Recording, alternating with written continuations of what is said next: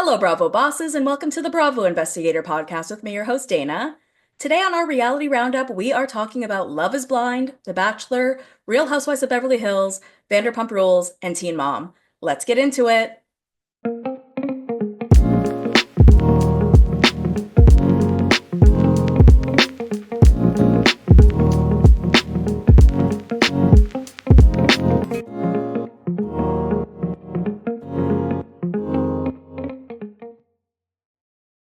Okay, happy Monday, everyone. I hope everyone had a good weekend.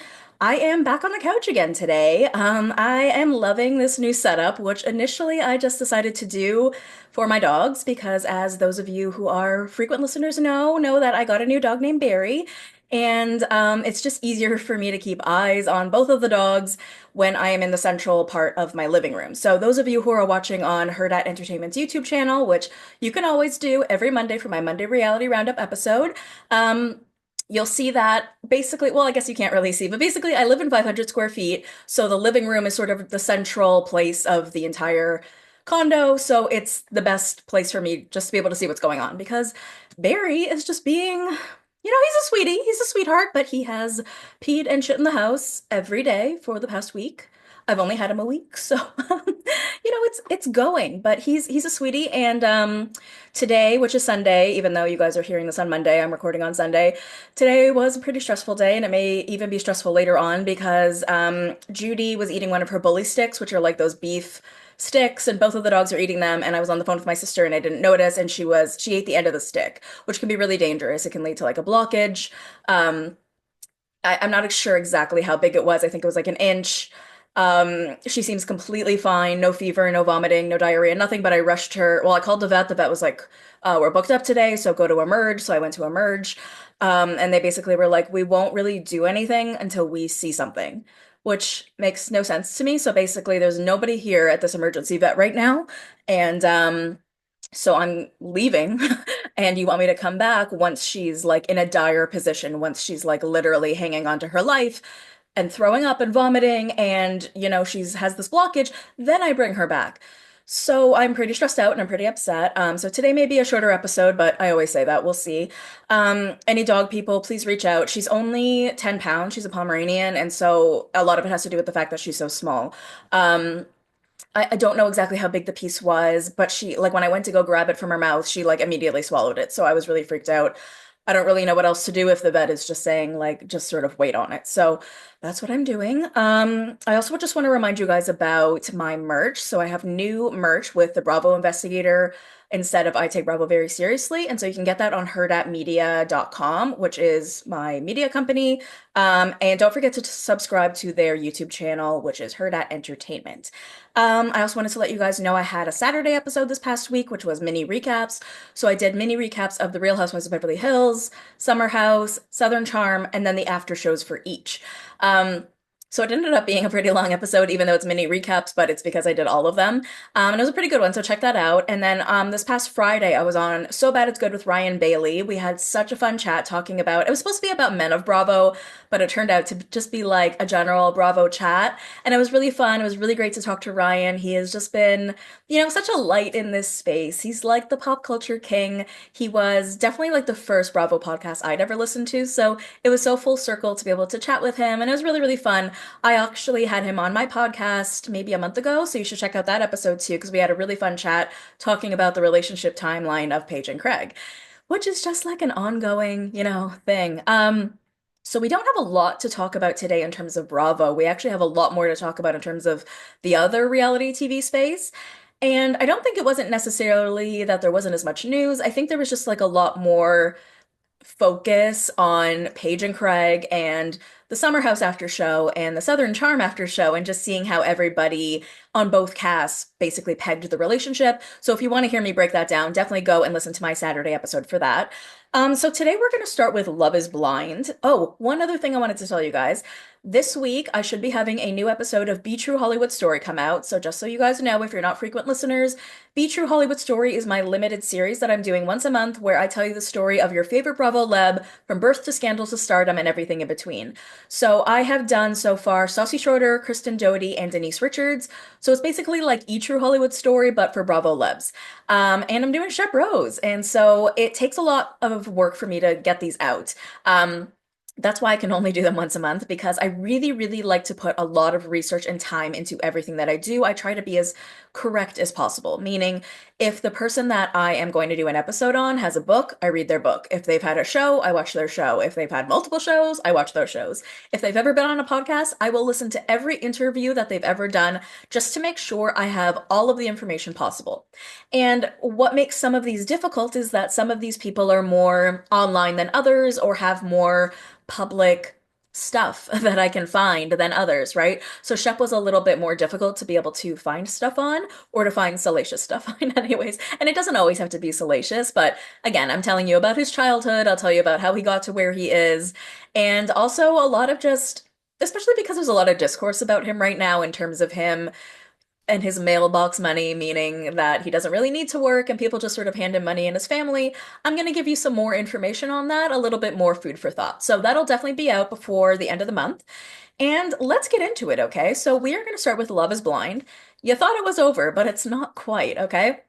So even though this was the most boring season ever, I still really feel like we got a lot of interesting discourse out of the couples that we did see. There were a lot of really interesting communications and conversations about people's political beliefs, people's way of life, things that people think are important, religion. And when it came down to Monica and Joey, we were pretty shocked that these two didn't end up tying the knot because the way they were portrayed during the season was that they were this like puppy dog in love couple who were just so silly and sort of meant to be because they were both just a little bit off. And even though he seemed to have an issue with her sister, it didn't really seem like a big enough issue. So she ends up saying no at the altar. So does he after he like skateboards down the aisle. And now a bunch of stuff is coming out about whether he's dating Sarah. So remember Sarah from Sarah and Ben.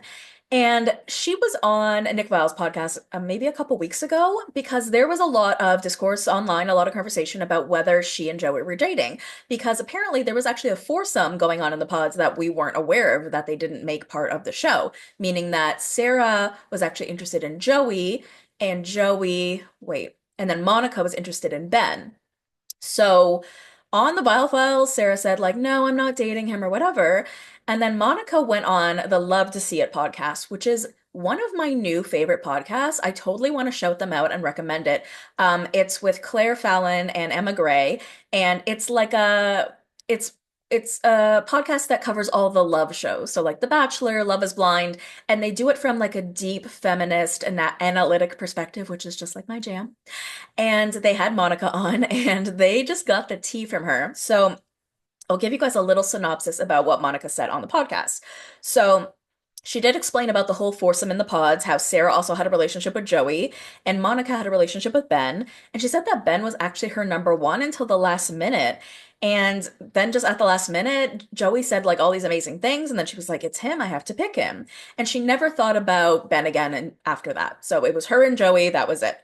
She said that she and Joey actually were physical, but he just didn't like PDA. And that was something we were not sure about because it wasn't clear when they got up to the altar if they had ever had sex. Like that just wasn't made apparent to us. And there was a lot of conversations amongst the other couples about how far they had gone in their sexual relationship, and we just weren't sure about this. So she's like, yeah, we were physical, but he just didn't like PDA, so you couldn't really tell amongst the show or amongst the rest of the couples.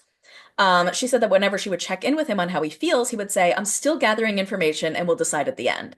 And she said that, like, it really came down to it where she's like, it's the night before, dude. Well, what are you gonna say? Like, this is gonna be embarrassing for me. So she actually, like, did try to have that conversation with him the night before. What are you gonna say? And he kept saying the same shit, like, I need to gather information. She's like, no, no, no, no, no. We're, like, down to the wire. So she knew that he was gonna say no, and that makes a lot more sense as to why she said no.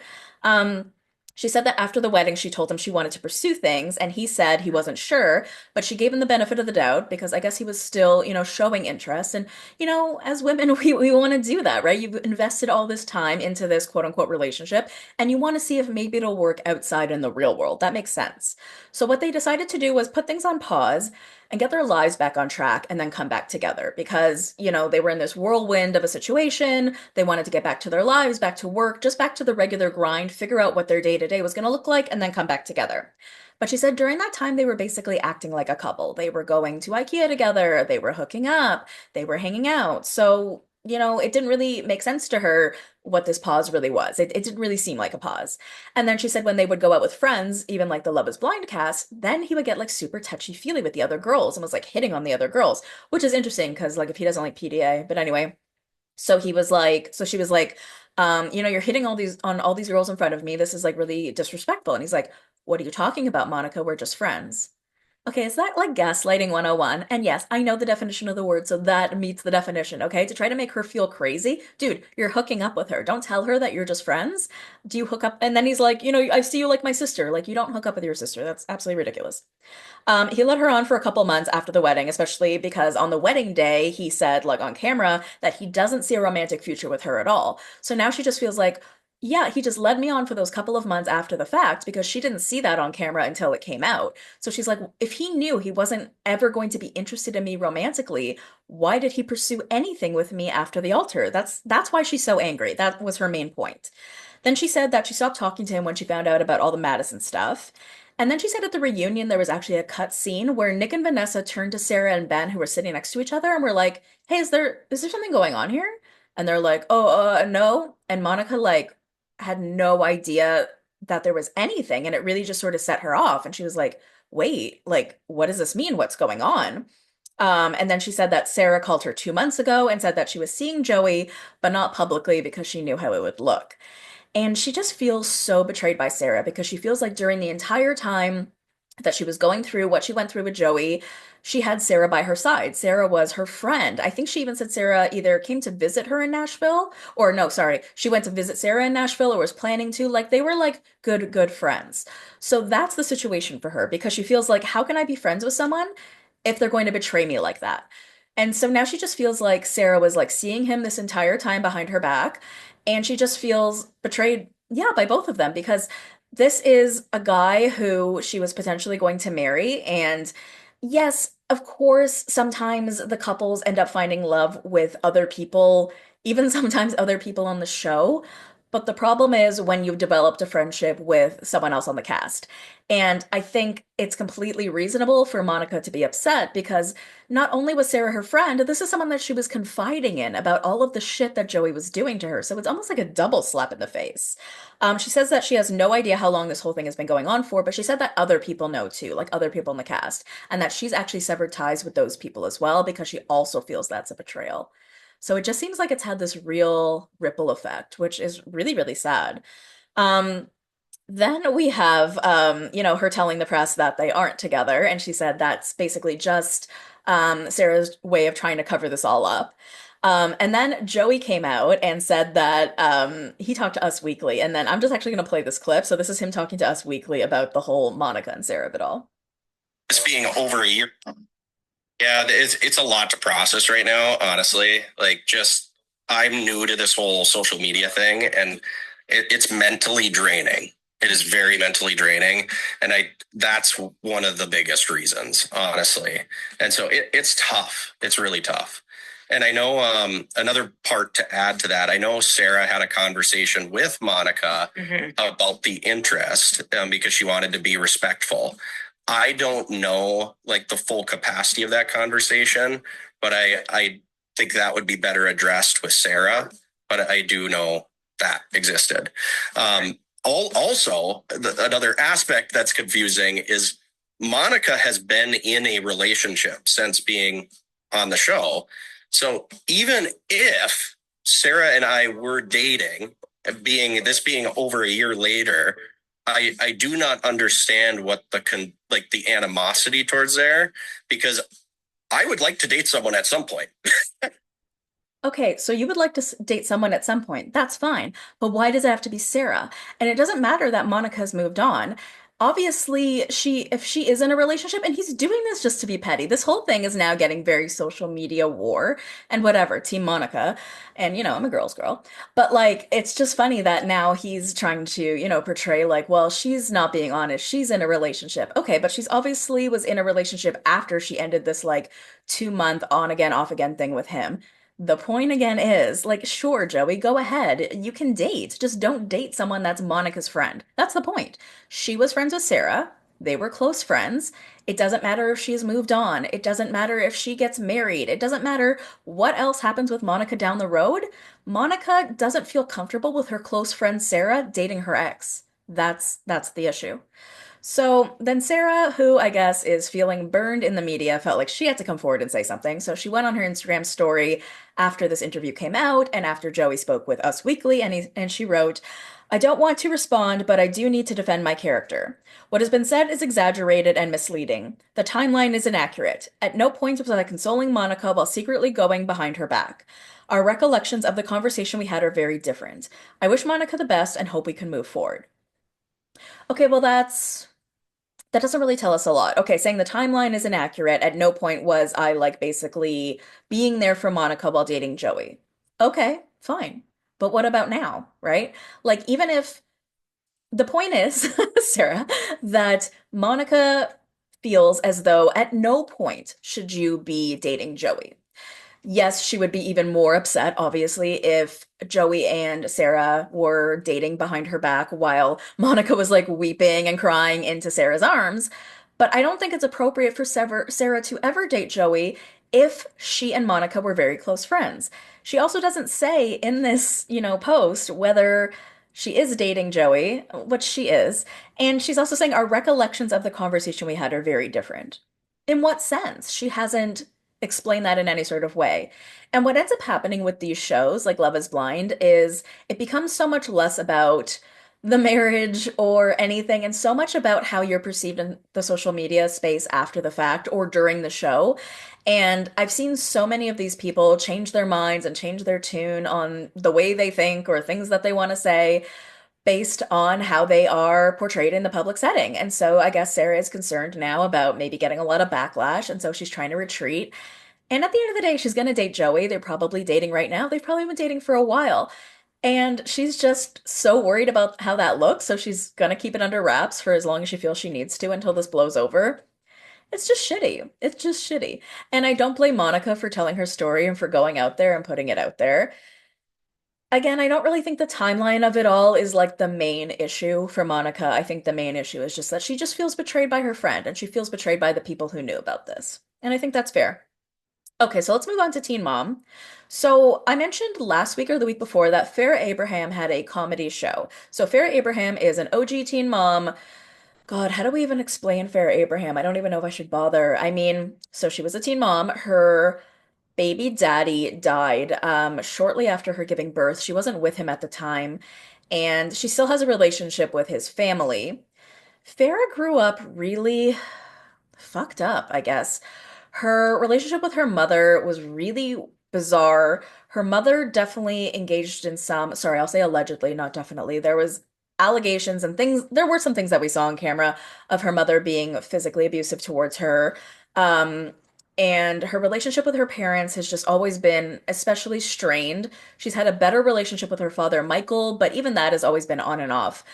The way we've seen her interact with people over the years has just been pretty wild. Um, it was definitely later seasons of the show where I mean, she ended up making tons of money and starting all these businesses. I mean, she even had like, she had an ice cream shop. What else did she have? An ice cream shop? She had, I think, a furniture store. I swear to God, guys, go back and look. Old seasons of Teen Mom, she was just like doing the damn thing. But because of her like fucked up upbringing and how much trauma she really has that she's never really dealt with, the way that she talks to and handles people is just wild. It's aggressive, it's polarizing. And I remember watching those episodes way back in the day where she was managing a ice cream shop that she owned or managing a furniture shop that she owned. The way she was treating those employees, yelling at them, demeaning them, making them feel like the stupidest people on earth, and they were like teenagers sometimes. It was just really, really awful. But she's always found a way to maintain herself in this space. She ended up being fired from Teen Mom because I think she wanted to do porn and they were like, that doesn't really like jive with our thing. And then she made it like a feminist issue. I think she does OnlyFans. And you know what? Now she's doing stand-up comedy. And I mentioned to you guys that I thought it was very bizarre that Vinny 2.0 was there. So Vinny 2.0 is the guy that Angelina Pivarnik from Jersey Shore Family Vacation was dating. They're currently not together, but I just thought that was a very bizarre crossover of reality TV characters. So it ended up turning into a little more than you'd think. So they posed this picture together at the comedy show that Farrah performed at, and it sort of apparently turned into a bit of a thing. So Vinny, who goes by Vinny Handsome on Instagram, I think his last name is Tortorello, he ended up posting something on Instagram saying, "Public statement. I want to take a moment to clear the air regarding recent events. On Thursday, March 13th, I attended Farrah's comedy show at the invitation of my publicist." So his publicist suggested that he go to Farrah Abraham's comedy show. Okay. Why would he have a publicist? I don't even know what this guy's job is, by the way. And part of the issue that Angelina had with him on Jersey Shore as the season was ending, and yes, the show is still on, is that she felt like he was just with her for the fame. He had just gotten his blue check, and she felt like he did that, to sort of make a name for himself. She felt like I think he even said something like, "This is my job now," meaning like TV or reality TV. So he writes, "I was there to network and show my support for her amazing performance as she was gearing up for her tour. During our interaction, I introduced myself, mentioned my time on Jersey Shore, and casually mentioned who my ex was. To show support, I posted a photo with her celebrating her comedy debut. Later that night, I noticed that Farrah liked and commented on a few of my photos on social media, which gave me the confidence to reach out and message her. My message was lighthearted and playful. I was being sarcastic when I mentioned flying her out, but I respected her response when she made it clear she wasn't interested. Judy. Sorry, guys, my dog's barking. Unfortunately, since then, my ex has been obsessively harassing me both publicly and behind the scenes with a makeup artist who was at the event. This individual has been trying to insert herself into the situation, tagging me and stirring up drama where none exists. I find it unnecessary and frankly a bit opportunistic, as she was quiet during the event and I had no interaction with her. Now she is seeking attention at my expense.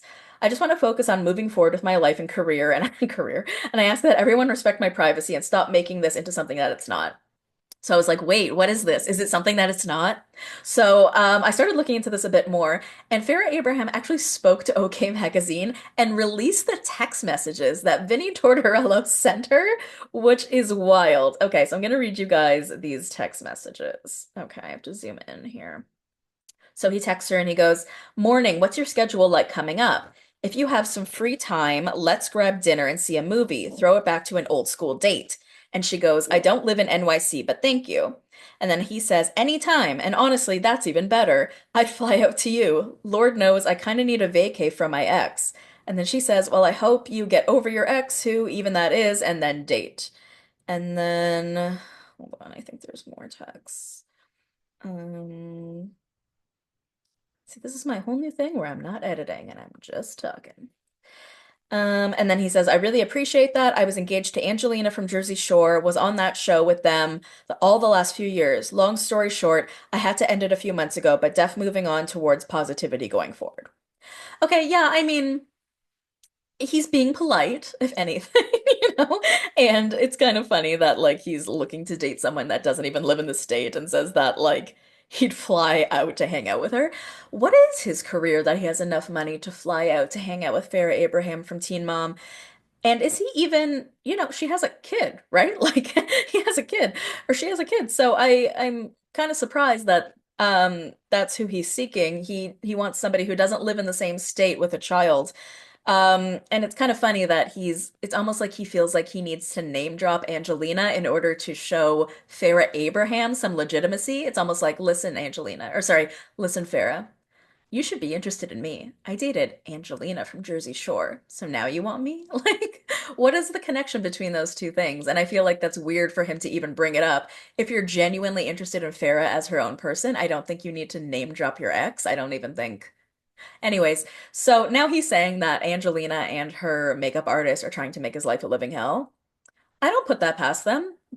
Angelina has always been pretty vocal about kind of dragging people through the mud through social media, she definitely uses social media as a tool of, getting her emotions out, which a lot of us do, and it's not definitely for the best. And if you were watching this last season of Jersey Shore Family Vacation, she is known to have a lot of burner accounts to troll people. So, you know, Vinny, be careful, right? I actually think what he should have done was not name drop Angelina, and then he wouldn't have had to worry about Angelina and all her friends coming after him. Just a thought. Just a thought. All right, so I think we can move on from that. Today is actually pretty teen mom heavy. We have quite a bit in the teen mom space. So we're going to move on to Javi and Kailyn. So you will remember Kailyn Lowry from season two, or sorry, from Teen Mom 2. Kailyn has not been on the show for some time. Um, Kailyn's story was that she was with Joe, and she and Joe had a son named Isaac. And Kailyn's mother was, she an alcoholic? I'm trying to remember, but she has a really bad relationship with her mother. So she ended up raising her son for part of this period of time very early on in Joe's parents' house. Then her and Joe broke up. She ended up starting to date another guy. Joe's parents were like, "You can't live in our house and date another guy." She breaks up with the guy. She ends up, going on. She stays in school for quite a period of time. She gets many degrees in communications and journalism and stuff like that. And then she ends up living in apartments based on, I don't know if it's like subsidized living or money for single parents. And she really raised her son on her own. That being said, Joe was an amazing father and still is. He's very, very present. Joe was dating V, and initially, Kailyn had an issue with V because Kailyn said she had seen pictures of V smoking and things like that, and she didn't want someone like that around her kid. But here's the thing about Kailyn. Kailyn has always been very, she doesn't like the idea of her men with other women, right? So once they move on, she has a real struggle with that. And that's what ended up happening with Javi. So some years later, she ends up meeting Javi. Actually, oh my God, she was only 19 years old or 20 years old, and he was 19 when they got married. They were only together 1 year when they got married, and they were that young. And Javi had to enlist in the military, and that meant that he and Kailyn and Joe's son Isaac, and then they had a new baby, Lincoln, all moved to Delaware. And then Joe and V also ended up moving to Delaware. And the reason everyone had to be in Delaware had to do with Javi's deployment. But it's kind of crazy that everyone ended up having to move to the same place. Well, not had to, but at the end of the day, Joe wanted to be a full-time good father to his son, so he ended up having to pick up and move. Kailyn was Javi's partner, so she had to move. And it's crazy how now we're like a decade later and everyone is still living in Delaware. So this takes us to present day. And as a little bit of an aside as well, Kailyn and Javi are no longer together. They had a very contentious relationship as well, involving her putting her hands on him cheating on her cheating on him. And then there's a lot of back and forth when it comes to that. And then Javi started dating this girl, Lauren. They got pregnant. He cheated on Lauren with possibly multiple people. Quite honestly, I'm not sure. And it really sucked because Javi, I really liked Javi. I think he's a good father and I always will, but I thought he was just like a really good stand-up guy. And it turned out that he was a huge cheater. Not just on Kailyn, but like everyone that he's been with, I don't know. He just always came off initially as this really sweet, genuine guy. And I was purely, truly disappointed when he turned out to be who he was. So he dates Lauren, he gets her pregnant, he cheats on her, they break up. Sometime later, they get back together. And then I think it was at this point, and I could be wrong, they break up again, but I think it was because Kailyn went on TV and said something like, "Oh, Javi hit on me in the Wawa parking lot and said he wanted to hook up." And I think that's what ended up leading to the end of Lauren and Javi. Then, some period of time later, they get back together and have another baby, and I don't remember which came first. But that man has cheated on Lauren a number of times. But I guess at the end of the day, they are fully together. Now, Kailyn has been off the show for a number of years, which means so is Javi, so is Lauren, so has Joe, so is V. So it really is difficult to keep up with what all of these people are doing, especially because we're used to watching them in this documentary format. And so when I see articles about them here and there online, it doesn't feel the same to be able to catch up with them in the same way, just to be able to read these little snippets of articles. It doesn't feel the same continuity of what's been going on. When Kailyn was leaving the show, she had just started dating this guy Elijah, and she wouldn't even show his face on camera. This was like a COVID reunion. He was like in the background, and that was basically it. But what we do know now is that she's been dating Elijah for a number of years. He is significantly younger than her. I think she got pregnant with him the first time they had sex, which Kailyn. And they now have 3 kids together, totaling her having 7 kids. And she kept those final 3 kids a secret for quite some time because she knew what the public perception would be. Oh, and don't forget that Kailyn also dated Chris. What was his last name? I forget. Chris, and she has 2 kids with him too. And so the way Kaylyn's brain has always worked when it comes to men is, yeah, she's always been very possessive, and even once she is no longer in a relationship with them, she will make their lives a living hell if they move on with another person because she's jealous. At the end of the day, she's jealous, but she tries to come up with other reasons. So with V, it was because she saw her smoking. With Lauren, it was because Lauren had called her like a bitch or like a, was it a bitch? Or a twat? I think she called her a twat. You know, if the most somebody has called you a twat is like not the biggest deal in the world, and then like anyone Chris has ever been with. And the thing about Chris that made her feel differently than her other relationships was with Joe and with Javi. Both of them made a significant effort to try to want to be with her and get back together with her over time, while Chris like cheated on her, left her, all of this stuff. And I think her brain couldn't reconcile the fact that he left her, that he didn't want her because all of those other guys had always still wanted her. And so she felt that like, I think it even caused her to get back together with him even after he cheated on her, even after he did all this shit to her. Oh, and they also apparently had some sort of physical circumstance, but I think on both ends, I think they've both called the cops on each other about like domestic violence. But I think she really struggled the most with Chris and with leaving Chris because her brain couldn't reconcile the concept that he didn't want her. So let's come back to current day. What we have seen between Javi and Kailyn since we last saw them, or sorry, I guess the last time we saw them, they were probably in a contentious period. Um, like I said, Javi's always been a great father to Lincoln, but Lincoln and Kailyn have very different parenting styles, and Kailyn is a hothead, and Javi is also very stubborn. And I can also imagine though having how many? Javi, Joe, Chris, and Elijah. So having 4 baby daddies and trying to manage all those relationships as well as personalities must be extremely, extremely difficult. So she takes us to present day and she has Javi on her podcast. And this was sort of a big deal because we know that their relationship is just no bueno. So the reason that she ends up having him on her podcast is to talk about the fact that he is actually moving. So he explains that with him being deployed in Delaware and how that typically works is um, you take on certain positions, and typically people move around in different positions in different areas. What he ended up doing was taking on every position that he could possibly exhaust in Delaware because that's where his kid is and that's where his family is. And at this point, he sort of has to move on from that, so he's going to be going to Virginia. And this is a discussion he ended up having to have with Kailyn because of their mutual son, Lincoln. And what she and Javi ended up telling us was what's going to end up happening is that he's going to stay with Kailyn for the school year while Javi goes to Virginia. And then he's going to be with Javi in the summer. And then after the 1 year, they're going to reevaluate. And he may actually end up going to live with Javi in Virginia. He may end up wanting to stay. They'll sort of debate it later.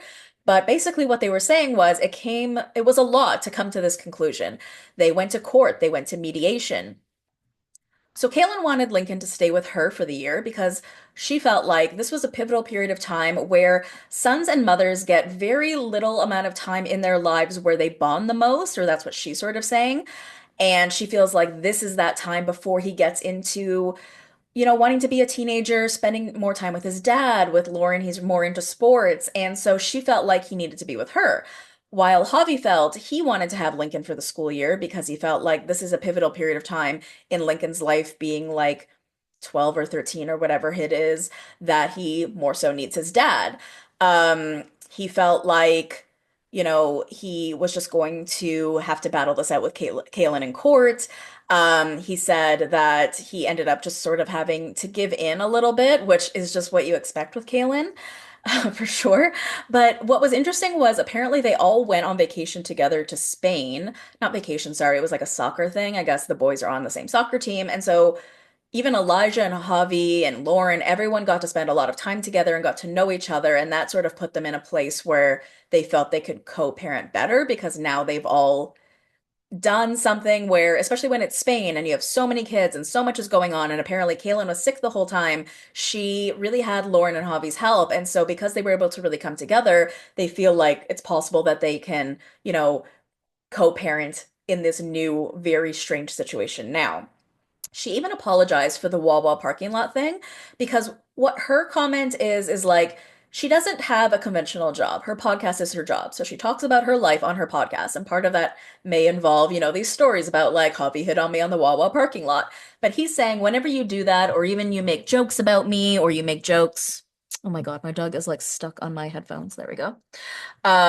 If you make jokes about like the Wawa parking lot, that hurts him, it hurts his family, and that ends up severing their relationship.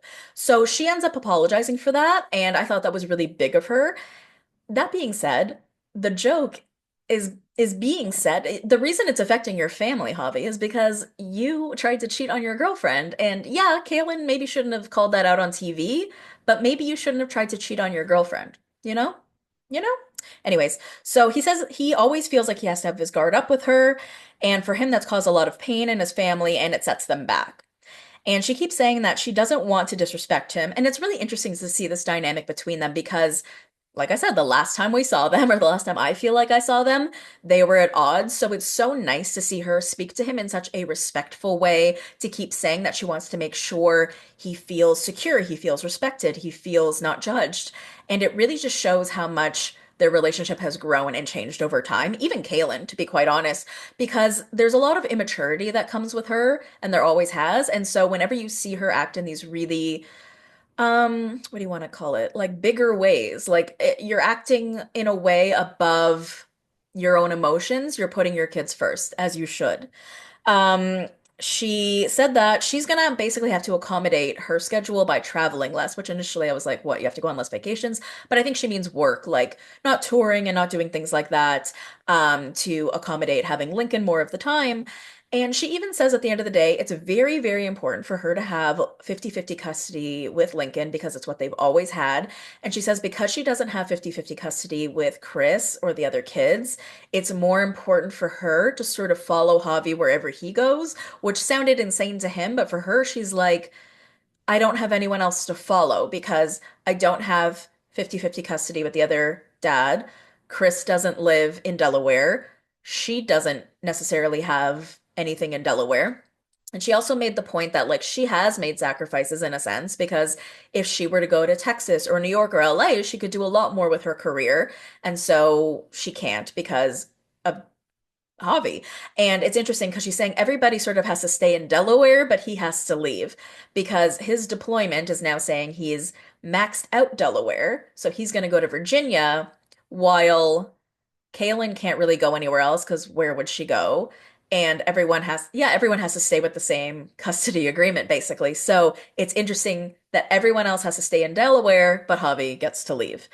And then in a year, Lincoln will decide where he wants to live. And a big part of that problem that they were having during this whole mediation and court and everything is Lincoln, because for Kailyn, she felt like Lincoln should be part of the conversation because he's old enough, while the judge was sort of like, this is a lot to put on such a young boy, especially when apparently Lincoln was saying to his dad, I want to stay with you. And then he was saying to his mom, I want to stay with you.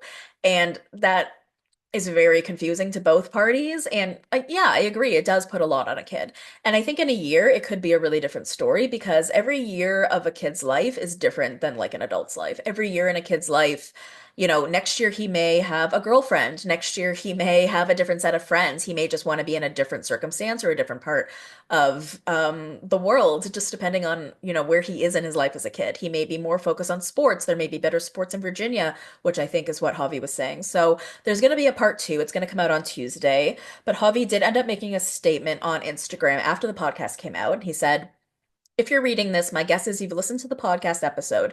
I was able to hide these emotions because no one knew about it and almost didn't feel real. I knew it wasn't something we could hide forever, so I thought going on the pod was the best way for both parties to communicate and explain why we came to the decision that we did. I had a lot more to say, but I can't get my thoughts and words to line up right now. Tears roll down my face knowing how real it feels now. There's no winning. I don't win. Kale doesn't win. Lincoln doesn't win. One thing I know for sure, Lincoln will never have to question who I am as a dad, and the only thing between us now are the miles we have to drive to see each other. Everything's going to be okay. Oh my God, that almost made me cry. That was really emotional. I'm like, it's so weird because I'm not a parent, but the concept of having to spend time away from your child kills me because I know it's not something parents ever really expect to do, especially in a circumstance like this where it's going to be such a long period of time since he sees his kids or until he sees his kids. And um we haven't even seen him go through this since Isaac and Lincoln were really small. Okay, let's move on to Catelynn and Tyler because they have a new podcast called Kate and Ty Break It Down. And you know Caitlin and Tyler as Teen Mom OGs. Caitlin and Tyler gave up their daughter for adoption. And what's really interesting about them is that I think they are the only original Teen Mom couple that are still together, which really just shows the statistics, right? Because they say that teen parents who end up keeping their child are more likely to break up. That's not a reason to decide not to adopt, but I'm just saying they have been together for 18 years, which is such an accomplishment, especially when you look at where they started. They were like 12 years old, now they're in their 30s. It's wild when you think about how many different stages a person goes through in life, let alone the different stages of life that Caitlyn and Tyler in particular have gone through. I mean, it's insane. From, a teen pregnancy to their parents dating each other, to their dad being a crackhead, to their mom being an alcoholic, to what's his name? Tyler was sexually assaulted as a child. Caitlyn has had severe mental health issues. So Caitlyn and Tyler have this new podcast, Kate and Ty Break It Down. And basically the idea of the podcast is for them to basically debunk a lot of the misconceptions about things that we saw them say or do on TV over time. So one of those things was Tyler talking about Caitlyn's weight on TV.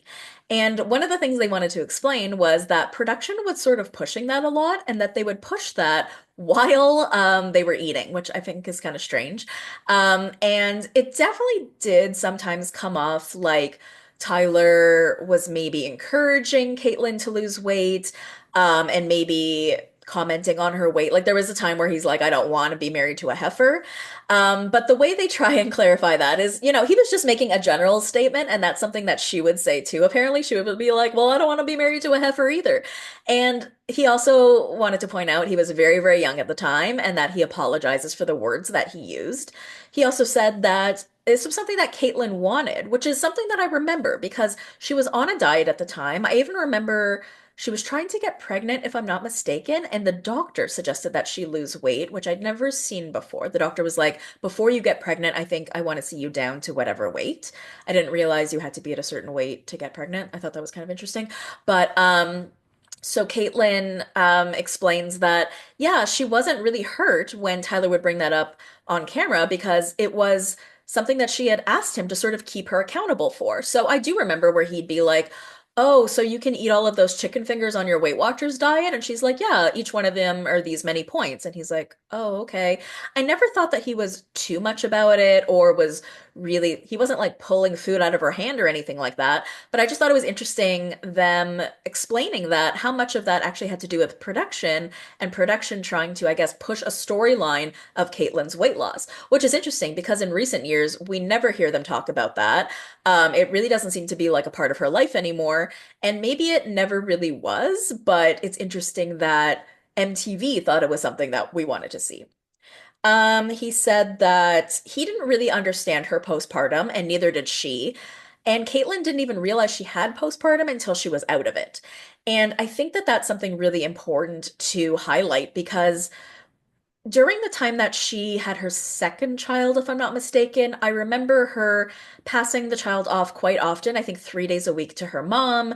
And I remember people saying to her, even if not Tyler, saying, like, are you okay? What's wrong? Do you have postpartum? And she's like, no, no, I don't think that's what this is. And it's difficult to sort of differentiate what it is, because the symptoms can be very synonymous with other things like depression. And she struggled even just getting like a correct diagnosis until such a long time later. And that's the other thing with like the healthcare system, right? And that's something else that she mentions here, how all the mental health therapy that she got, she had to pay for herself out of pocket. And that was a real struggle when something like that should be free, because especially she had to go to so many different types of therapies and rehabs and be on so many different types of medication until she found what worked for her, that not everyone has the resources to be able to do that. She also mentioned that it's not a selfish thing to do, which is some of the backlash that they got online, because she's like, Nova could have had a dead mom instead of a mom that was in rehab, right? So, sorry, not call it rehab, whatever you want to call it, getting her mental health therapy. But I remember at the time, it being frustrating to Tyler because he was like, she's in this other place. I call her, I ask her what she's doing at therapy. She says she's just been watching TV all night. Well, why can't she be doing that here? And basically, what he was going through, and he mentions it in this episode, was caretaker fatigue or caretaker something like that. Caretaker fatigue, I think is what it's called. Where, yeah, caretaker fatigue, where he would get frustrated because he has needs too. So, him as the caretaker, doesn't get to fulfill his needs and deal with his own frustrations and exhaustion because he's the one taking care of everybody else. That being said, it was at a period of time where she needed him to. She needed someone to take reins of the house, take reins of the family so that she can go and get herself better for her daughter and for her family, right? So anyone to call that selfish is pretty crazy. But I do remember at the time, Tyler, anyone who's watching on YouTube, you can see my dog's little legs stretching out over the camera. Um, she's so silly today. But I think that there has to be some grace given to Tyler, who was so young in the situation. And while he came off very angry at her at the time for needing this therapy because he just felt like, why can't she get better here? Or why isn't she getting better? Or what's really going on? I think that we have to remember he didn't really know what postpartum was. She didn't know what postpartum was. And they were just so incredibly young. And I think the fact that now where they are, that she's finally gotten the mental health therapy that she needs, she has been properly diagnosed. It's helped them get to a better place in their relationship as well. Because how can you not if you don't like understand what's wrong with you? What else did they say? Oh, remember the time that he separated from her for a little bit? That was prior to them getting married, if I'm not mistaken. He said that that was at the request, not request, but at the recommendation of his therapist. And he just couldn't end up doing it. He said he missed his kid and his wife too much. And Catelynn thinks that his therapist hated her and kind of pushed him to do it, which is kind of a crazy thought. I mean, I doubt it. I doubt it. But it was an interesting concept for them to do at the time. It made me really sad. I was like, wait a minute, these two have been together for such a long time. They've gone through adoption struggles, they've gone through parenting struggles, and they're really not going to make it at the end of the day. And I was so impressed with Caitlin's strength at that time because I really felt like prior to their separation, she was pretty needy as a partner. And I didn't think that she would be able to manage, especially with everything going on with her mental health. I was like, there is no way this girl is going to be able to survive this.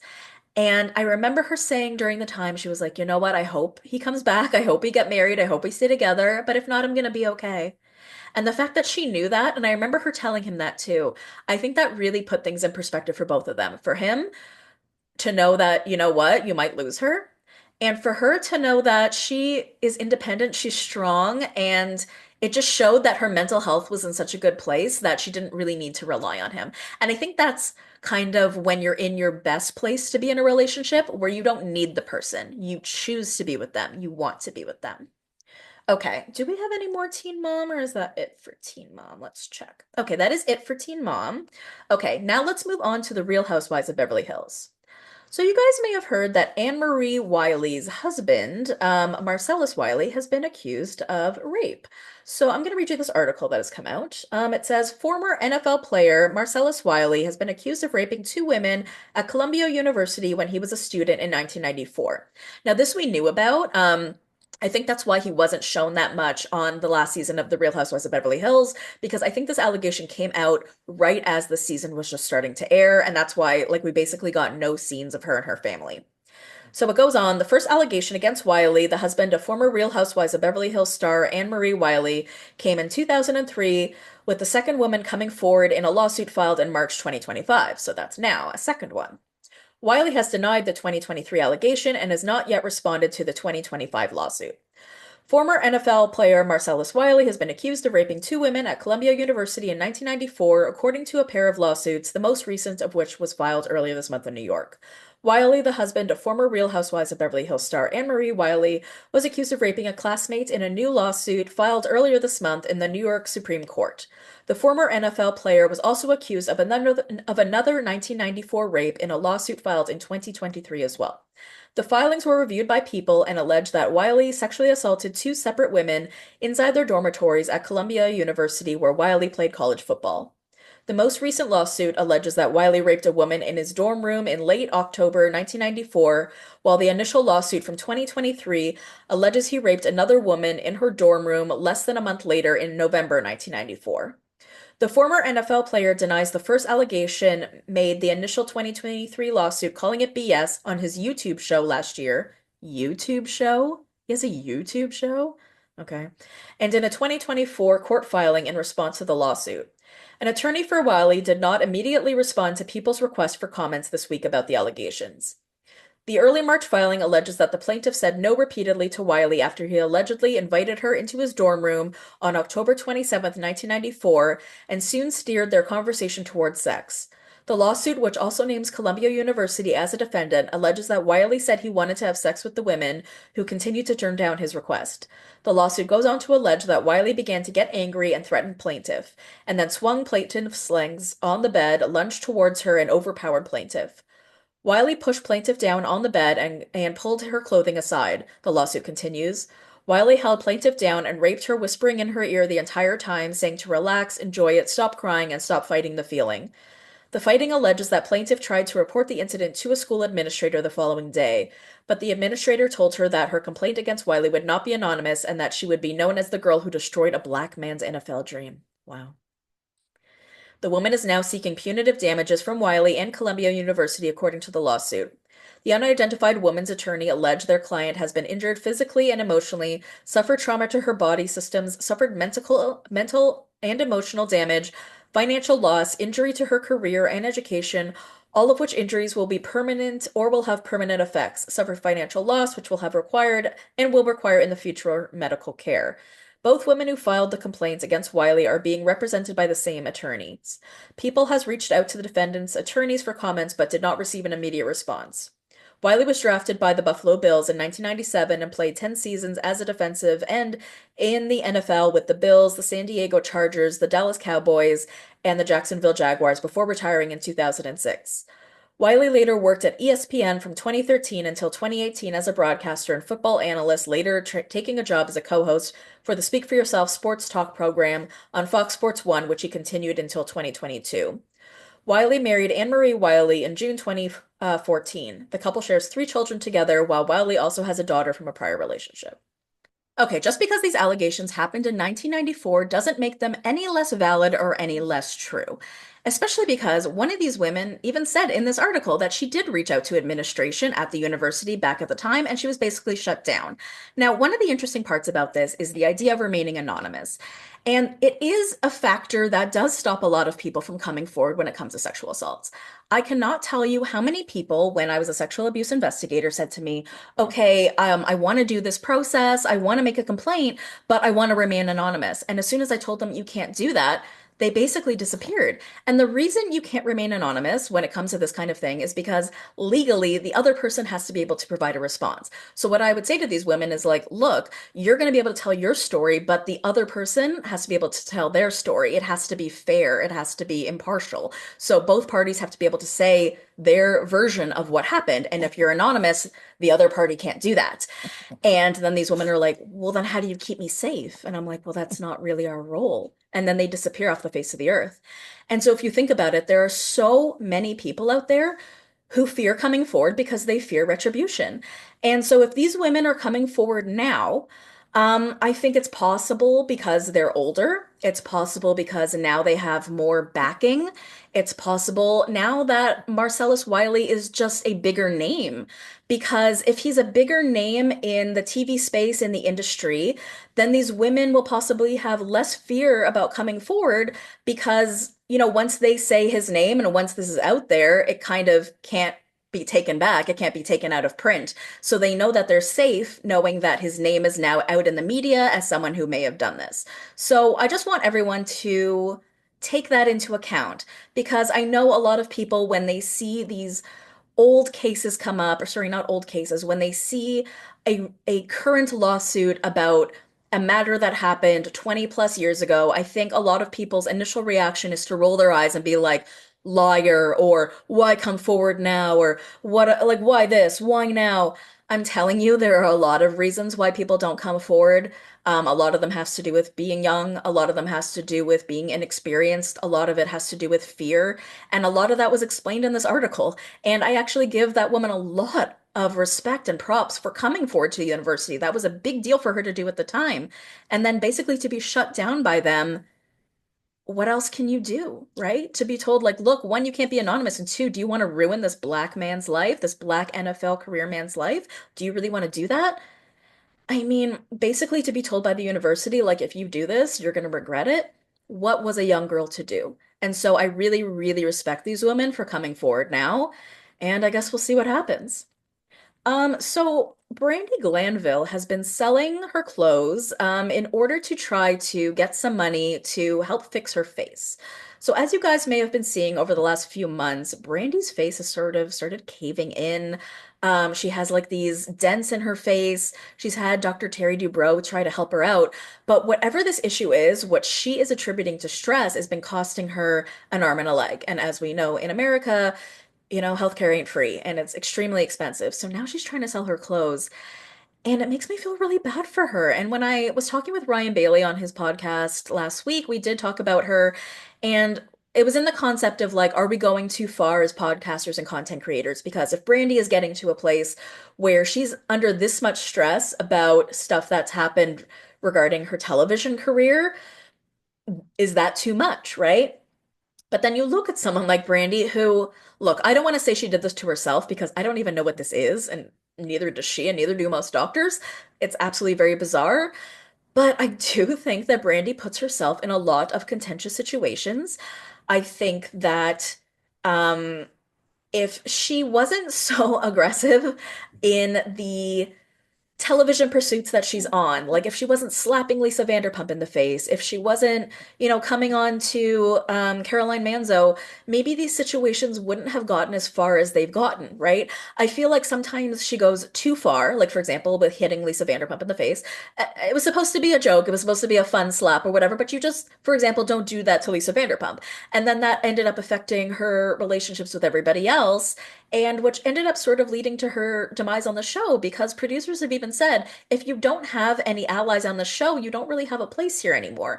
So I feel like with whatever she does it a little bit too far, a little bit too extra. And then this time with the whole Ultimate Girls Trip thing, it just went too far. And now she's in a place where, no one will hire her and it's affecting her whole career.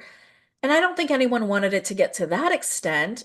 And now it's affecting her like physical face. I mean, of course we don't want that. But in the same vein, I really think Brandi does herself a disservice by just going too hard at everything. Even just like, even in her own anger, like, what was it, a month or two ago, she posted a tweet, something like, it's been a year since like a crotchet fire lesbian red-haired crotchet lesbian. Did she say something like a fire crotch lesbian ruined my life? I mean, that's insane. You can't be calling someone a lesbian that is not an out lesbian. You can't be saying stuff like that online. You just do too much. And I think she needs to spend some time just really focusing on herself, taking care of herself, and not focusing so much on her TV persona, her online persona, and kind of see if she can separate that. Because I swear to God, and I'm no doctor, but I swear to God, if she removes that from her life for a little bit, I bet she will just naturally get better because I bet the overall stress is like just deteriorating her entire body. We have one more story from the Real Housewives of Beverly Hills, which I've been struggling to get through for the last like hour because my dogs keep barking like crazy and are making my life a living hell. So I'm trying to get through this, but today is going to be a heavily edited episode, which I dread because I was just so excited to not have to do so much editing. But anyways, as we all know, Teddi Mellencamp has been going through it with her cancer diagnosis. She's had multiple surgeries for tumor removals in her brain. It's just been awful. And I totally think you should go and listen to her on Two Teas in a Pod because first of all, she's back, which is like amazing. And it just really shows how much she values the pod and how much it means to her. She's gone through the fight of her life. So I just think it's really impressive that she's able to, get up and work and still do this after everything that she's really been through. Something odd though that I've noticed is since she's been back on the pod, she's been sort of clocking who has reached out to her about her struggles and who hasn't. For example, she says that Sutton gave her two excellent doctor recommendations, but she hasn't heard a peep from Garcelle. And then she also said that she hasn't heard from Dorit after her craniotomy with a tumor resection, but she has heard from Vicky Gunvalson. Okay, I mean, I just feel like at a time like this, you would think that she would have more important things to worry about, like her health, her family, whatever's going on with her, than who in the Bravo sphere is reaching out. Especially given that a lot of these women are not close with her to begin with. I don't think that Dorit shouldn't reach out. Of course, I think Dorit should reach out. I also think Garcelle should reach out. But I also wouldn't have noticed if they hadn't, right? Like if it were me and I was going through literally the fight of my life, I don't think it would even be in my brain to entertain the idea of who and who hasn't in my bigger general quote unquote work circle has reached out to me, right? Because Dorit doesn't really feel like she's friends with her. Um, Vicky isn't friends with her, so it's very, very nice that Vicky reached out. I just feel like it's odd to clock it. I remember being bat mitzvah age, like 13 years old, and my mom was like, write down who got you what and how much they spent on you. And I'm like, why? And the mentality at that time was more so like, because when it's that person's bat mitzvah, we want to give them the same. Fine, but like I just, this doesn't need to be a tit for tat situation because like if there are certain people from the Bravo sphere who don't reach out to Teddi, if they were going through something, that doesn't mean Teddi shouldn't then in turn not reach out to them. So Bravo Snarkside actually found Dorit commenting on Teddi's diagnosis in the comments on Instagram. So she clocked her as saying 3 weeks ago, you look beautiful praying for you. And then you got this, Teddi. You're stronger than you realize. I know you'll win. You're a fighter. Keep fighting. You have a lot of love and support. So, I mean, that's quite a bit there. And for two people who are truly not that great friends to begin with, I feel like that's showing enough. And like, what is showing enough, anyways? Each person sort of, I guess, expects a different level of, I don't know, what do you even call this? Like support when they're going through something. I just think, Teddi knows who her people are right now. Even Edwin, she's got Tamara, she's got Edwin, she's got such a close circle. I think she should just focus on the people who are important to her right now and not worry so much about all these other people who literally, they just don't matter. They just don't matter.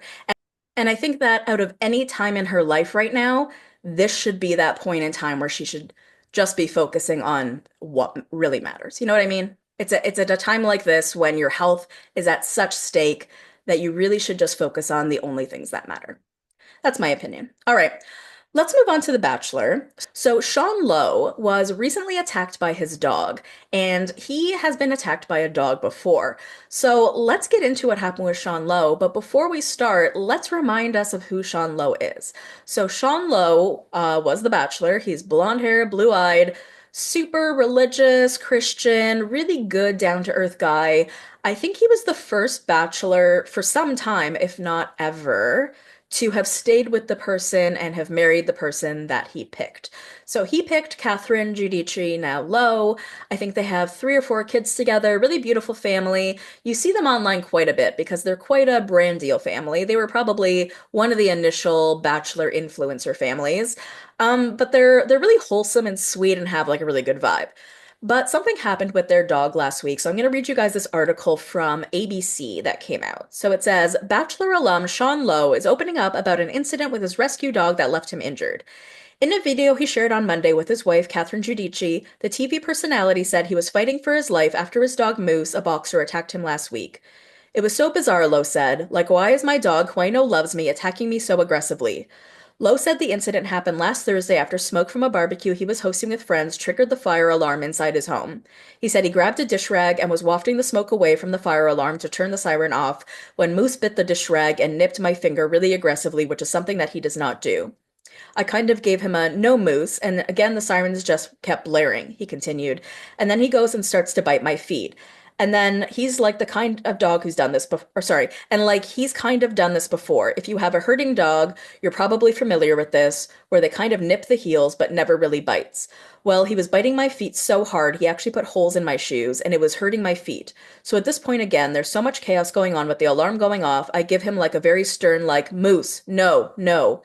Once that happened, Lowe said Moose attacked his arm and tried to get him out of the house. When he finally got Moose into the backyard, Lowe said Moose attacked him for a second time. Lowe was then rushed to the hospital where he said doctors gave him stitches in 5 or 6 places on his arm. The next day, Lowe said he reflected on what happened and realized he couldn't keep Moose in the home because of his kids.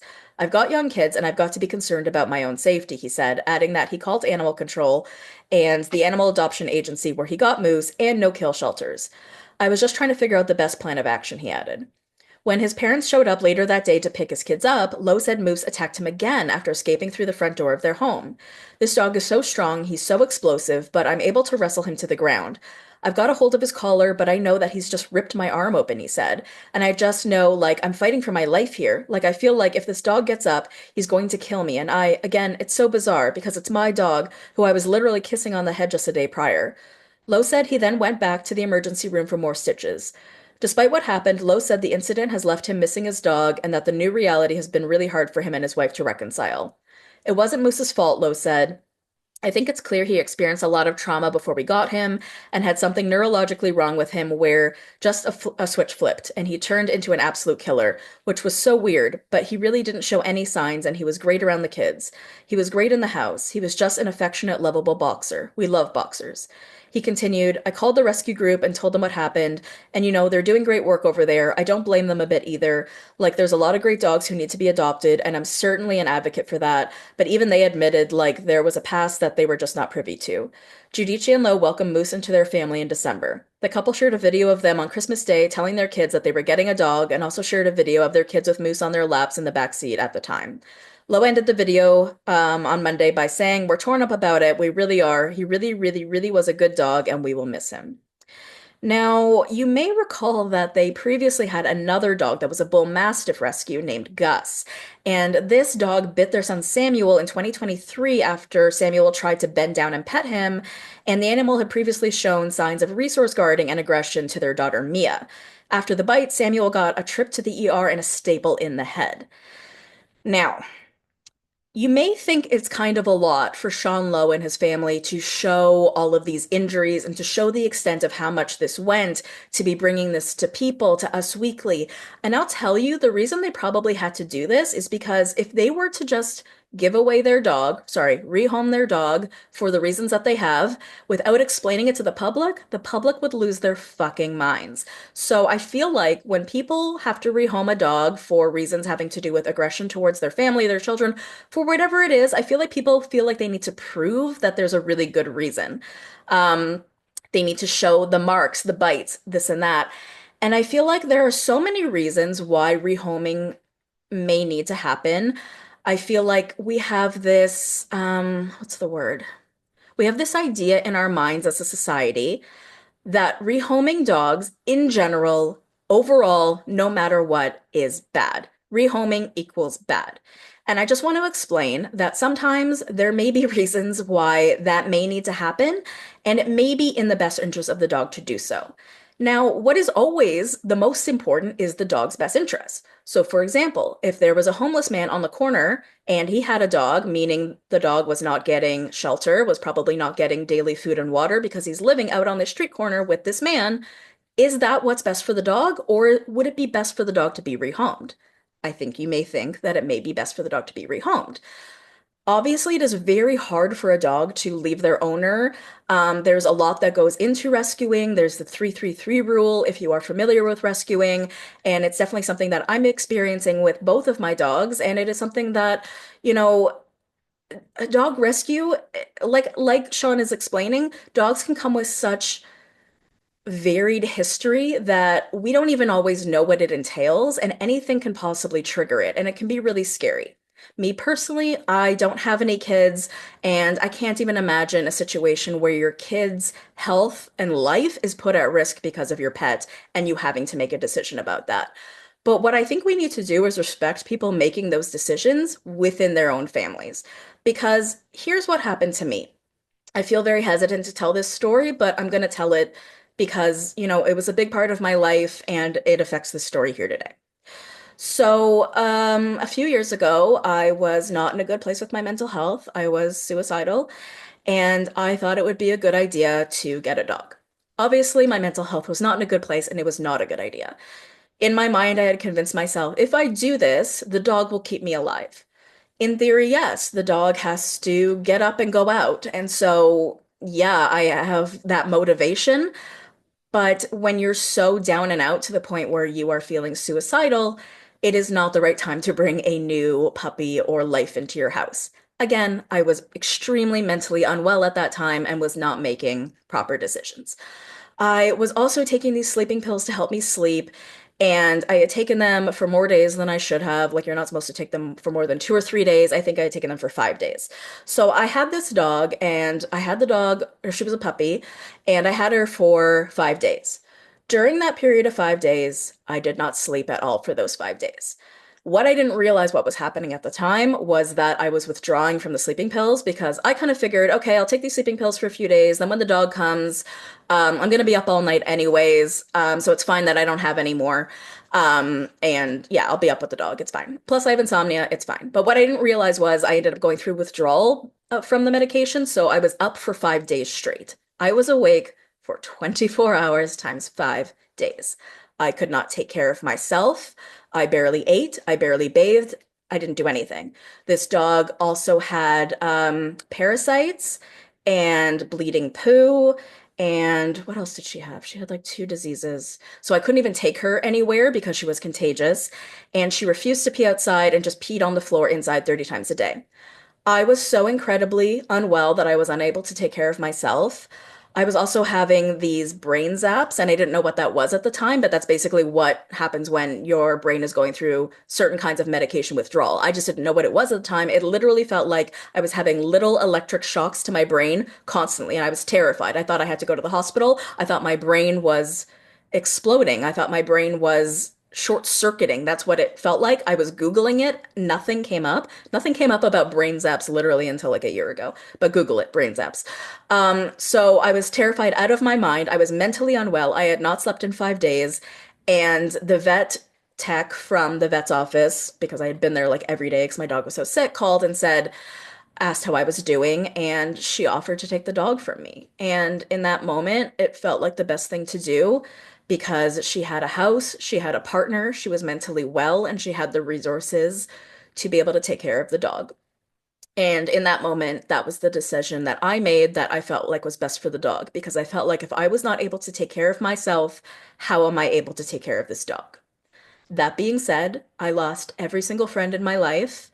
And it was a real pivotal moment for me because it really did change my entire life. people acted as though I had committed a murder and I had murdered a dog, which I hadn't. I had given her to a beautiful home. And keep in mind, she was only 8 weeks old. I had her for 5 days. But my friends or people in my life had convinced me I had done this awful thing that this dog would never be able to recover from. Something I've also learned recently is like the concept of foster, right? Not, I haven't learned that recently, but the idea of foster, if you think about it, is you're supposed to be getting the dog ready for its forever home. So the dog doesn't know that, right? So when you put the dog in foster care and you're preparing it for its forever home, it could be there for a couple weeks, it could be there for a few months, a few years, whatever. The dog thinks, though, that it's living with you forever.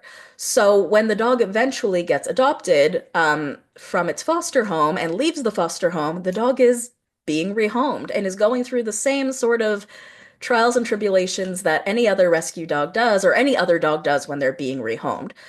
So I say all that to say these matters are not as simple as they seem, and people shouldn't have to feel so ashamed to the point where they feel they have to keep these things a secret, which I think people often do. And that's why I think that dogs sometimes end up in shelters and not back to where they came from because of the shame and embarrassment that comes from rehoming a dog. You are literally looked at like the scum of the earth and like you have committed a murder if you rehome a dog. So I just feel like we should give people some grace when they make these decisions because there could be so many factors going on that you really just aren't aware of. Okay, we have some news in Bachelor Nation regarding a really cute new couple. Sienna Russell is now dating Brandon Moraes. So she was originally dating somebody else. I'm like confused by all of this. I'm gonna read you this article from Us Weekly because honestly, these people have very similar names. So Serene Russell is dating Brendan Moraes, and she previously had a relationship with Brandon Jones.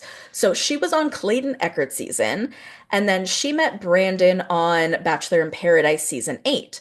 They got engaged. They were the most beautiful couple. They really, really seemed like he seemed so in love with her. That was probably one of the last Bachelor in Paradise episodes I've watched, or sorry, not episodes, seasons that I watched. And that man, I remember the way he used to speak about the way he loved her and how much he loved her. That was one of those couples I really saw going the distance. They ended up being together less than a year, and she posted a statement, or sorry, they posted a joint statement. This was in May 2023 that said, after many months, today we have ultimately decided to end our engagement, Russell and Jones 30 wrote in a joint May 2023 Instagram statement. We have tried to work privately on our relationship, which has been incredibly challenging in the public eye. This has been immensely hard to accept and painful as there is a lot of love between the two of us. The statement added, we are deeply hurt and can only ask that there be no hate. The best path for all of us at this time is to try to move forward and heal from this as individuals. So she later claimed in October 2023 that he was unfaithful, which he denied. He wrote, in light of recent events that have transpired over the last few days, I've needed to take a beat to reflect and process my emotions surrounding this delicate matter that is intimate and personal to me. Now that I've had a moment to digest, I want to clear the air and respond with my truth. To be transparent, before leaving for Texas, my partner and I made the difficult choice to go our separate ways. As this was a public relationship, we both decided to hold off on sharing the news until we mutually felt it was time. So we just shared the news with family and friends.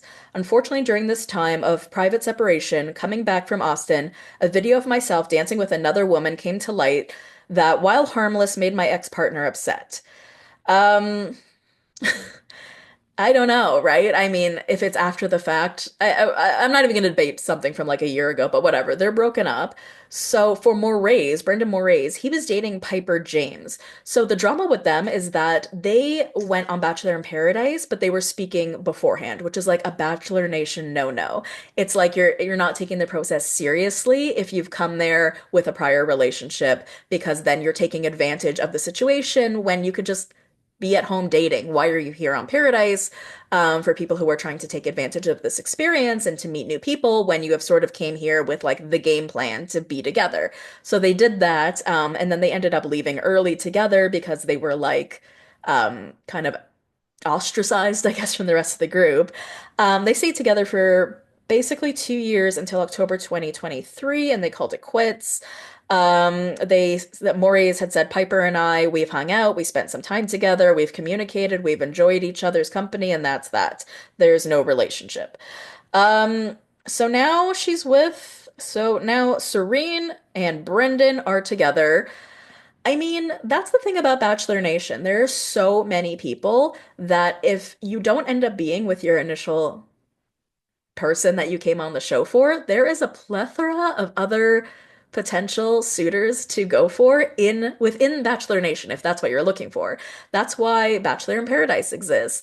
That's why, I mean, if even if you think about it, Kaitlyn Bristowe met Jason Tarek, who were both on the Bachelor franchise, but they didn't meet on each other's respective shows. She met him on her podcast. She invited him to be on her podcast. So it's kind of an interesting idea to almost just go on The Bachelor just so that you get this community in a sense of like this huge community of potentially single people to date in future because there is this thing about Bachelor Nation where they really stick together. They have this community. If you're on one of the seasons, you automatically become part of like their whole group and you get to hang out with these people wherever if you're traveling to a state where you know another bachelor person is usually they're like hey yeah come hang out with us. It really creates like this bond I guess that these people go through together. So I don't know, congrats to Serene and Brendan and hope it works out.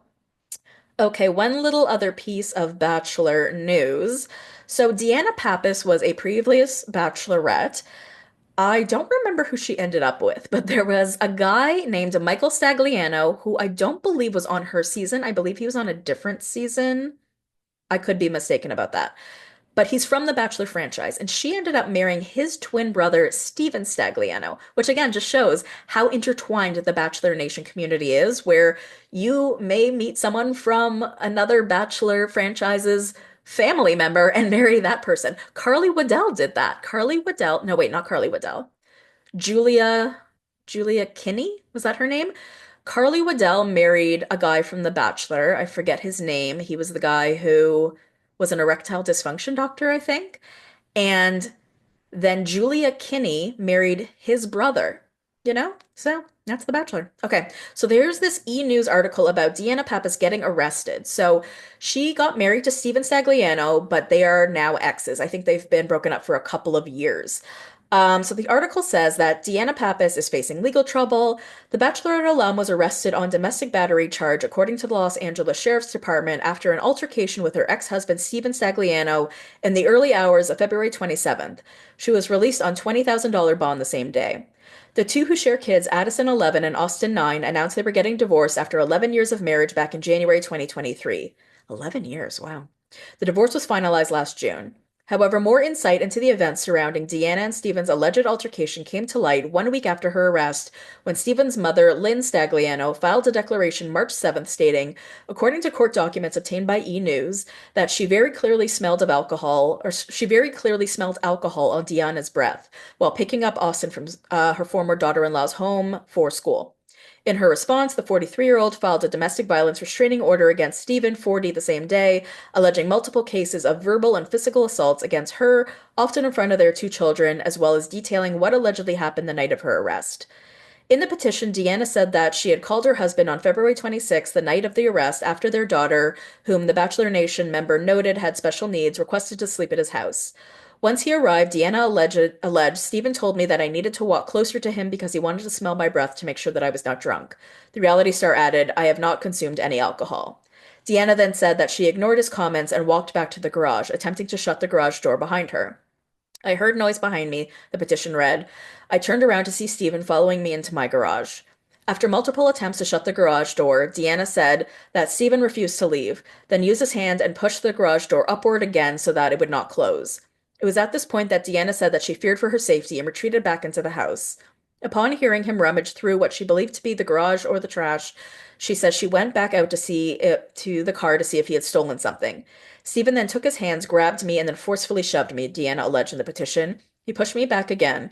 In fear that he would hurt me, I immediately went back inside the house and locked the door while I waited for police to arrive. Once the police came, Deanna said that she was informed her ex had accused her of being drunk and that he was pressing charges against her for domestic violence. Stephen told the sheriff that I was Stephen has told the sheriff that I was the aggressor who assaulted him, which is false, she stated in the petition. At no time was I requested to test for alcohol despite Stephen's allegations. In fact, the officer that arrested me exhibited no concern that I was at all intoxicated. She also alleged several other incidents of domestic violence against her, dating as far back as 2016 while she was pregnant with their youngest, in which she said Stephen verbally assaulted her, held her hostage, and physically assaulted her without provocation. Additionally, she alleged that he spread false information by going on a rampage telling people she had been diagnosed with borderline personality disorder, along with fabricating claims that he had proof from their marriage counselors. Stephen has gaslit me, manipulate me, and emotionally abused me for years, she said. This is just another way he's trying to control me. He has tried to paint me as a drunken alcoholic since we started this divorce process. Okay, this is so incredibly messy, and it's one of those things where you're like, you really don't know someone until you go through a divorce or something like this. I bet they had a very beautiful relationship for a period of time. And her saying all of these things now about things that have happened during their marriage, those were things she probably didn't want to come forward with because she loved him, because she has a family with him, because she has kids with him. And now that it's getting so insanely contentious, which is crazy because they've been divorced for 2 years, it's been finalized for such a long time, he seems to hold so much anger towards her.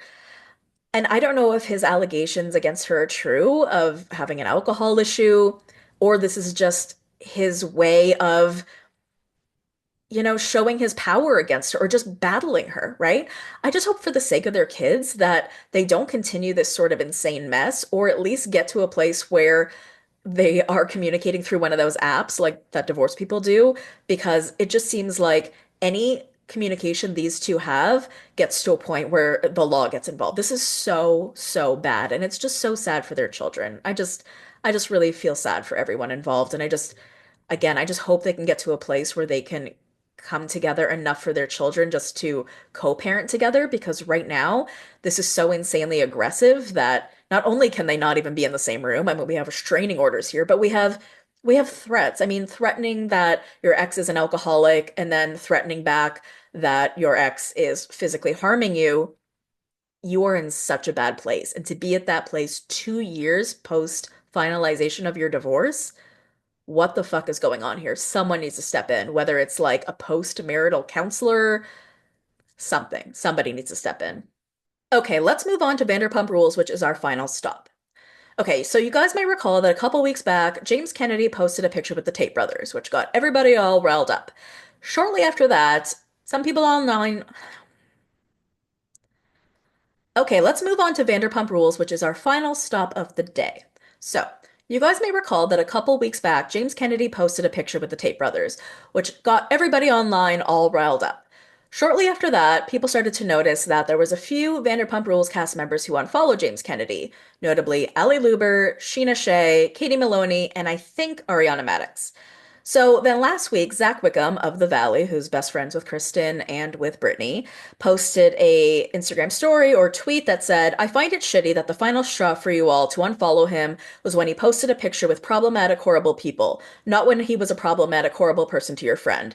And the answer is yes to everyone you think this is about. So on her podcast last week, Shenanigans, Sheena decided to have a response to what Zach had to say. So I'm going to play her response, and then I'm going to give you guys my thought on that because I actually have a lot of thoughts on this. I did not unfollow James recently because of him posting with the Tate brothers. It was actually coincidental timing. When all of the stuff with him and Ali happened back in December, immediately unfollowed from Summer's account. But also, I know how James is. I know how he is, or how he was with his breakup with Raquel and feeling like everyone took Raquel's side, and then that just made things harder for Raquel. At the time, Ali was not ready to unfollow him, and so I just followed suit. I didn't want to do anything where we all start unfollowing him. I knew everything that happened the night of his arrest. She told me the whole story. So I'm like, you know what, just to keep the peace, I will continue following him. He is on mute. I'm not liking his shit. I'm not commenting on his shit. I don't want to see any of it. But recently, she had reached out to me and she was like, okay, I think it's time. I think I need to unfollow him. And I was like, all right, girl. I'm like, if you're doing it, I'm doing it. She's like, oh, but I'm like, I don't want to follow him anymore because the following looks like I'm supporting, and I just don't support him anymore. I wish him well. I wish him the best. I hope he's continuing on a sobriety journey. Same as Jax. You know, you can love him from afar and just wish them well. I just don't need you in my inner circle anymore. And I don't need to follow you anymore. So Okay, so I have a lot to say about this, and I'm gonna kind of go on a rant, but stay with me. So, no, Sheena, what Zach is trying to say is that during the period of time, the 10-year span of time that James Kennedy was a terrible person to your friend Kristen, we are confused as to why you were continuing to support him then. It only seems like you are interested in not supporting him now that the rest of the world is not supporting him. That's the problem. So, as we all know, there are allegations that James did certain things to Kristen. We know that he physically assaulted her by pushing her into a bush. We know this. There are allegations of other things that involve James physically harming Kristen. There's only so many things I feel comfortable saying because one, I'm not Kristen. Two, these are allegations. And three, I want to allow her to say whatever she wants to say on her own, in her own time, if she ever decides to do that. But I will say that I have been given information that allegedly James caused physical harm to Kristen, okay? Outside of that one circumstance. So this is the kind of thing that Sheena has been aware of this entire time.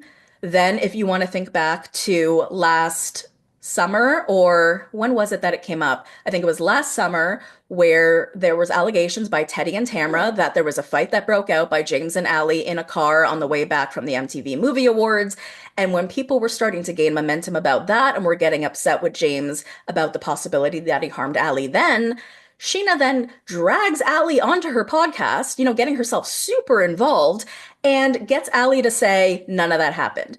Now, it's one thing to stay out of it, but it's another thing to really, really push yourself deep in it. In November 2023, as I think you guys know, NBC Universal started an investigation against James.